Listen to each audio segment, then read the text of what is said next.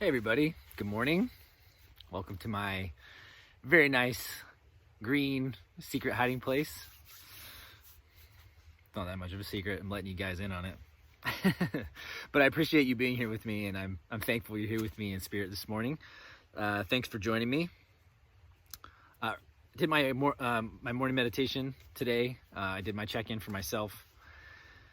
And then when I got into the collective portion, I asked, what is the collective group of beings who are going to hear this either now or in the future or ever?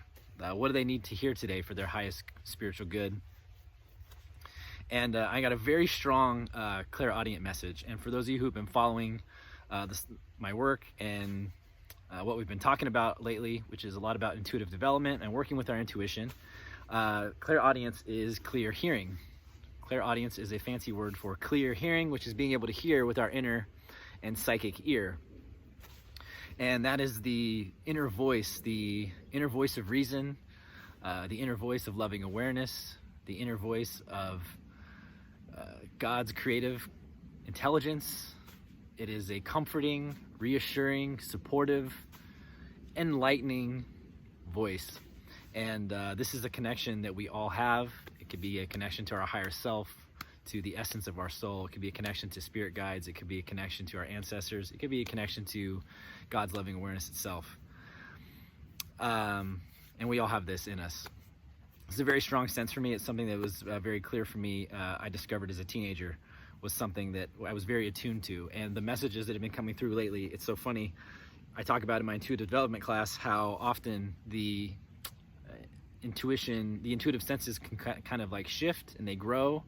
And depending on where we're at in our growth or what we're learning, definitely certain senses will kick in a little stronger than others, just depending on what's going on. And it could be a timing thing, it could be a growth, it could be the energy that we're working with. But lately, that clairaudience has been coming in really, really strong. So before I get into the message, let's drop a quick little intuitive development exercise in for you that you can try on your own time. And the thing that I like to do when I do this in my workshop is I have folks go through a couple exercises. So the first thing they'll do is they'll close their eyes, they'll do a couple energy clearing breaths, they get quiet, and then I have them count from 1 to 10 in their head, in their own voice, and get a sense of what that feels like. And the second thing I'll have them do is I'll have them pick like a cartoon character or like a famous movie character or something like that, a favorite TV show character, and see if you can imagine them talking to you, and see if you can hear their voice in your head. And another one I like to do is maybe they're singing you happy birthday. So it's like we connect to the song, but we also connect to the voice of, say, Ross from Friends or Stewie from Family Guy. and see if you can imagine that in your head. See if you can imagine what it sounds like to hear your favorite song. Again, this is all with your inner ear. And the last one I have folks do is I ask them to imagine someone who they love and they know really loves them. Just telling them, saying their name and telling them that they are loved and that they are supported. Maybe we'll throw in, I'm proud of you. And if you can imagine in your mind what it sounds like when someone you love and someone that loves you back really deeply says your name, Jeff, I love you, I support you, I'm really proud of you. If you can imagine that in your inner ear, and you connect to the quality and tone of what that feels like and how that resonates, that would be the equivalent of what I would say is equivalent to hearing the voice of loving awareness with your clairaudient intuitive sensibilities. People very often ask, how do I know the difference between a clairaudient message and guidance and wisdom and just my ego and my thoughts? And that's a very common question. It's a really pertinent question as well. And I always just respond for us to just pay attention to the quality and the tone of the thoughts, number one, because the voice of loving awareness, or the voice of creative intelligence, the voice of loving guidance is going to be loving and comforting and supportive, non-judgmental. It's going to be gentle and very subtle, and it might be objective and very truth-telling, but it's always going to feel supportive. It's going to feel clarifying. It's going to feel expansive and sort of elevating. Whereas the voice of our ego and the kind of the ramblings of our monkey mind tend to be, they can be divisive, they can be comparative, they can be competitive, demeaning, denigrating, judgmental, we all know what that voice in our head sounds like. A lot of times we are our own worst critic, and we can find ourselves criticizing others. We can criticizing art, we're criticizing the clothes that person's wearing, we're criticizing the job they're doing. The quality and tone of those two things are very different. The voice of loving awareness, the quality and tone of what it sounds like when someone you love tells you that they love you, that they support you, and that they're proud of you. The quality and tone and just the feeling of that is very different than, I'm ugly, I suck, my hair's crazy today, oh my God, my clothes don't fit right, I'm terrible at my job, am I ever gonna get out of this house? That kind of stuff is a very different quality and tone. So pay attention to it. So a little clairaudient, intuitive sense lesson before we get into the message today. That's connected to the throat chakra. So those of you who are studying your chakras, you're working on your chakras, you're working with your intuitive senses and which dimension of your chakra system they're connected to. Clairaudience is connected to the throat chakra, which governs speaking, listening, our spiritual alignment, timing, rhythm, writing, musical ability, that kind of stuff. All right? I hope that's helpful for you. So when I got into my meditation today, now that I did that little ramblings, that little 5-6 minute lesson on the intuitive sense of clairaudience, now I got to kind of check in and come back to those words that came through earlier. So when I asked, what does the collective need to hear today for its highest good? Let me just kind of tune in to this again, and here's what came through.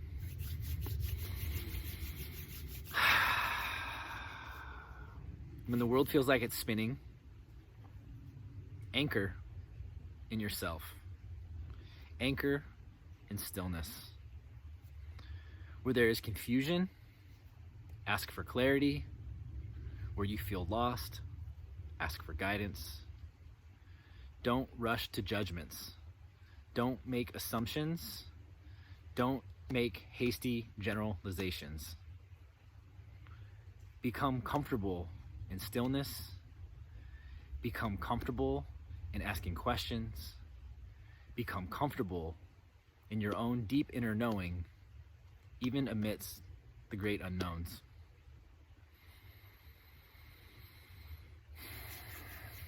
I'll transcribe that after the fact and put it in the notes below. That's the message for us to kind of meditate on this week, and the guidance. Some really important dimensions and elements of this guidance that I think I want to touch on.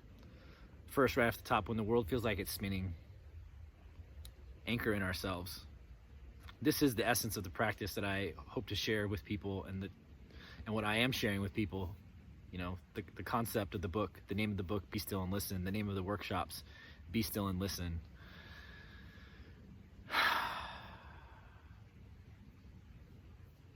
It's about being able to sort of pull back our attention, pull back our awareness, pull back our energy from, we'll call it the chaos and the static of the world outside of us. Even though those two worlds really aren't separate. We have to just use this language, right, to make sense of it. But that world that appears outside of us, that feels chaotic, that feels disorderly, that feels unjust, that feels toxic and confusing and unpredictable, all those things that I know a lot of us are wrestling with, in this time and in this space. When the world's feeling like it's spinning out of control, anchor in ourselves. And the feeling that I get with that when that message was coming through is this I like to talk about reeling our attention and reeling our energy back in. I talk about this a lot of times when this comes through for people in readings whose energy is kind of like all over the place, like their attention and their focus and their intentions and their energy is kind of scattered everywhere. We talk about reeling it back into ourselves. So it's like all of our senses are perceiving the outside world. We're seeing, we're hearing, we're feeling, we're interacting,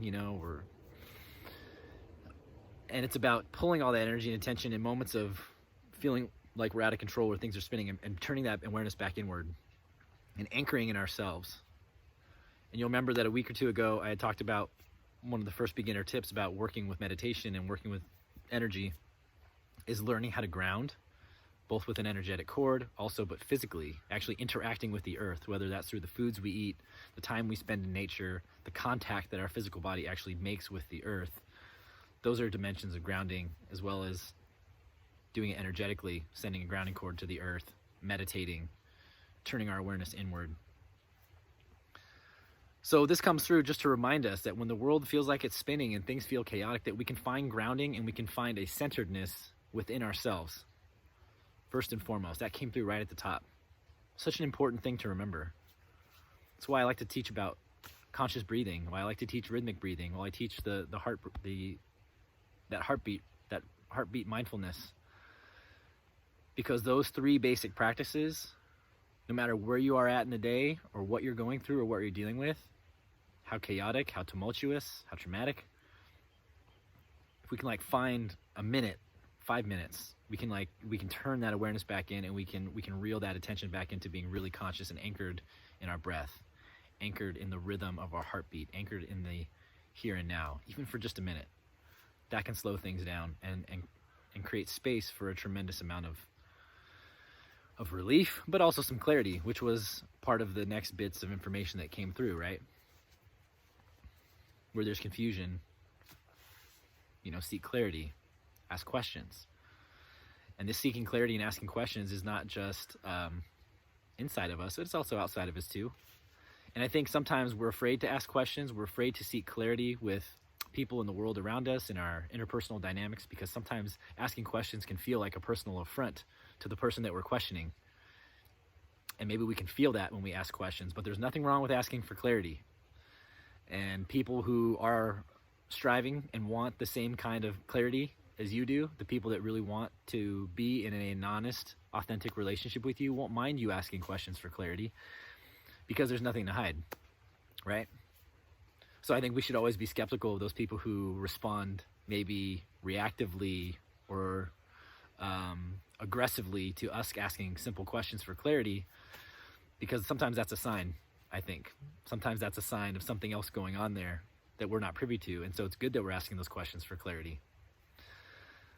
Get to the bottom of that. Don't be afraid to ask questions. It's not a personal affront on anybody. It's just trying to get to the bottom of things, to the truth, so that we can relate with clarity. But that also goes for the stuff that we do in our inner looking, when we're asking for guidance in our meditations, when we're praying and asking God or our spirit guides for guidance. Ask for clarity. You can ask for whatever message you most need to hear today. You might get some information that comes through, but don't be afraid to ask follow-up questions. This comes up so much when I'm working in the intuitive development classes or in the readings and the guided sessions that I facilitate with people. Sometimes I'm like, oh, did you ask this? And they're like, oh, I didn't think of that. And it's like, yeah, ask questions, be an intuitive investigator, be an intuitive detective. Ask those questions for clarity and recognize that it's okay to sort of be settled in some unknowns. A lot of our life is going to be unknown. Even when you're really intuitive and really plugged in and connected to yourself and others around you, there's always an element and a dimension of life that is, we'll call it dark or unconscious or not known. It's just unknown. And that's part of the journey. That's part of the adventure. That's part of learning how to define ourselves moment to moment, right? That's how we step to the plate and assert or announce to the world who we are. We're making decisions. And sometimes in those spontaneous moments, those things that come up that we didn't expect, those are excellent opportunities to learn about ourselves, but also to make choices about who we are and who we're going to be in the world. But don't be afraid of the unknown.